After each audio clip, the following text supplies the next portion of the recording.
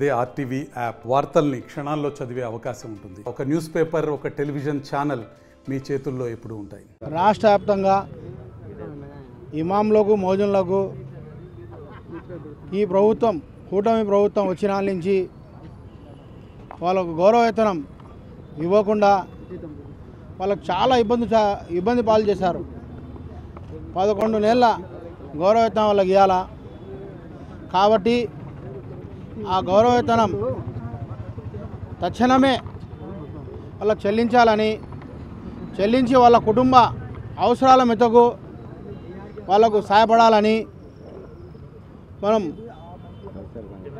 గౌరవ కలెక్టర్ గారికి వినతి పత్రం కూడా ఇచ్చాము. వాళ్ళ గౌరవవేతనం ఇవ్వకుండా మరి మబ్బు పెడితే ఇది ఇందరితో ఆగేది కాదు. ఇది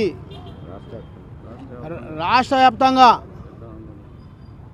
ధర్నాలు, దీక్షలు, నిరాహార దీక్షలు, రాష్ట్ర రోగులు ఇవన్నీ చేయాల్సిన అవసరం వస్తుంది.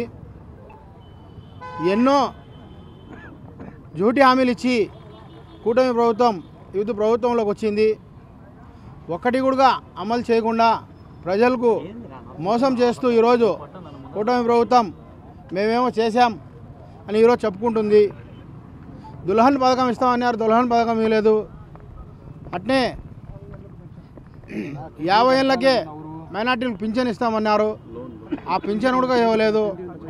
మైనార్టీ సబ్సిడీ లోన్లు కానీ ఏది కూడా అమలు కాలేదు.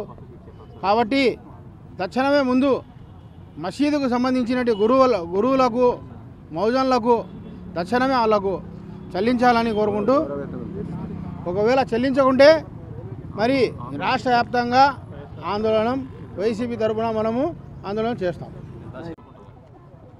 రాష్ట్ర పిలుపు మేరకు వైఎస్ఆర్ కాంగ్రెస్ పార్టీ మైనార్టీ విభాగం రాష్ట్రంలో ఉన్నటువంటి కలెక్టరేట్ అన్నిటిలో ఈరోజు మా బాధక సాధకలను కలెక్టర్ వారి ద్వారా ఈ రాష్ట్ర ప్రభుత్వాన్ని వినిపించాలని ఈరోజు మనమంతా కడప జిల్లా అంతా కలిసి ఇక్కడ వచ్చినటువంటి ముఖ్య నాయకులు జేసీ గారిని కలిసి వినతి పత్రం ఇవ్వడం జరిగింది. ఈ వెన్నుపోటు ప్రభుత్వం, ఈ కూటమి ప్రభుత్వం ఎందుకంటే రైతులను వదలరు, విద్యార్థులను వదలరు, మహిళలను వదలరు.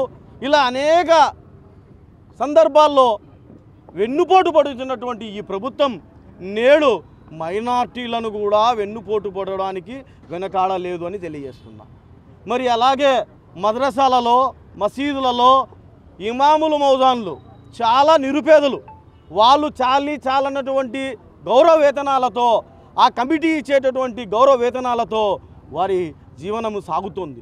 కానీ అప్పుడు ఉన్నటువంటి మా యొక్క జగన్మోహన్ రెడ్డి గారు గతంలో 3000, 5000 ఇమాం మౌజన్లకు ఇస్తున్నటువంటి గౌరవ వేతనాన్ని మా జగన్మోహన్ రెడ్డి గారు అధికారంలోకి రావగానే ఇమాంలకు, మౌజన్లకు 5000, 10,000 రూపాయలు గౌరవ వేతనం పెంచడం జరిగిందని తెలియజేసుకుంటున్నాం. మరి అలాగే ఈ ప్రభుత్వం నిరుపేదలైనటువంటి మౌజన్ల మీద కక్ష సాధింపు దేనికి అని తెలియజేస్తున్నాం. వాళ్ళందరూ అల్లా భక్తిలో దేవునికి ఏదైతే మార్గం చూపించారో ఆ మార్గంలో నడవండి, చెడు నడవకలు నడవద్దని చెప్పి ఇటువంటి మంచి నడకల్లో నడిపిస్తున్నటువంటి, హితుబోధన చేస్తున్నటువంటి వారికి కూడా వదిలిపెట్టలేదు ఈ కూటమి ప్రభుత్వం, ఈ తెలుగుదేశం ప్రభుత్వం అని తెలియజేసుకుంటున్నా. మరి అలాగే ఇమాంల సంగతి, మౌజన్ల సంగతి అటు నుంచి 11 నెలల జీతం గౌరవ వేతనము వాళ్ళకు ఇవ్వకుండా ఈ రోజు వరకు పచ్చులు ఉన్నారని తెలియజేసుకుంటున్నా. మరి అంతేకాదు 2024వ సంవత్సరంలో మే, జూన్, జూలై నెలలలో ఎన్నికలు జరిగినటువంటి సందర్భాల్లో ఉన్నటువంటి 3 నెలల గౌరవవేతనం కలిపి ఈ రోజుకి 11 నెలల గౌరవవేతనము వాళ్ళకు ఇవ్వలేదంటే వాళ్ళు ఏమి తినాలి, ఏమి బ్రతకాలి, ఎలా వాళ్ళు జీవించాలి అని మేము అడుగుతున్నాం.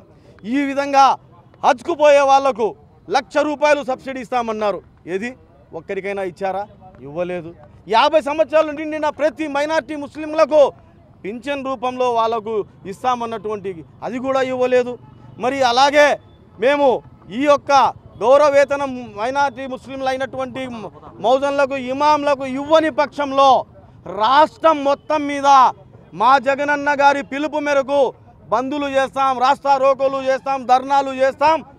ఈ తక్షణమే రేపు ఈ ఏదే విన్నతి పత్రం పోతుందో వెంటనే వాళ్ళకు 11 నెలల గౌరవేతనం ఇవ్వాలని, లేని పక్షంలో వైఎస్ఆర్ కాంగ్రెస్ పార్టీ మైనార్టీ విభాగం తరఫున ఉద్యమాలు ఉధృతం. మరిన్ని వీడియోస్ కోసం ఛానల్ ని సబ్స్క్రైబ్ చేయండి, లేటెస్ట్ అప్డేట్స్ కోసం వాట్సాప్ ఛానల్ ని ఫాలో చేయండి అండ్ లింక్ డిస్క్రిప్షన్ లో ఉంది.